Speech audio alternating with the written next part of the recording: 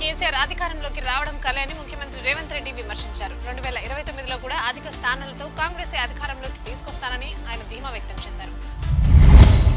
జలద్రోహంపై సర్కార్ను ఎండగడతామని BRS working president KTR comment చేశారు. శపథాలు చేయడం, వెనక్కి తగ్గడం సీఎంకి అలవాటేనని ఆరోపించారు.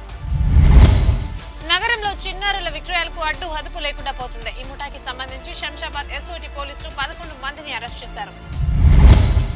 ఇస్రో ప్రయోగించిన LVM-3 M6 ప్రయోగం విజయవంతమైంది. మొదటిసారిగా 6100 కేజీల ఉపగ్రహం కక్షలోకి తీసుకెళ్లింది.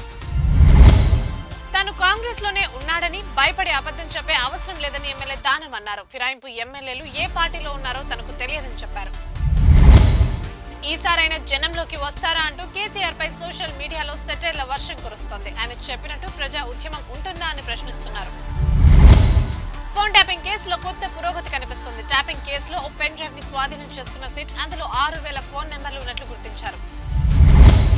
పండుగలు, సెలవులు వచ్చాయంటే పలు ప్రభుత్వ ఆఫీసులు బోసపోతున్నాయి. దీంతో సమస్యలతో వచ్చే ప్రజలకు తీవ్ర ఇబ్బందులు తలెత్తుతున్నాయి.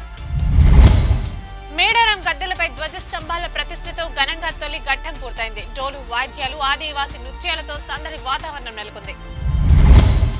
నెల రోజుల్లోగా పంచాయతీలకు నిధులు ఇవ్వకపోతే సర్పంచ్లతో పరేడ్ నిర్వహిస్తామని కేంద్ర మంత్రి బండి సంజయ్ ప్రభుత్వాన్ని హెచ్చరించారు. గ్రామాలకు ఫండ్స్ ఇచ్చాకే ఎంపీటీసీ ఎన్నికలు నిర్వహించాలని డిమాండ్ చేశారు.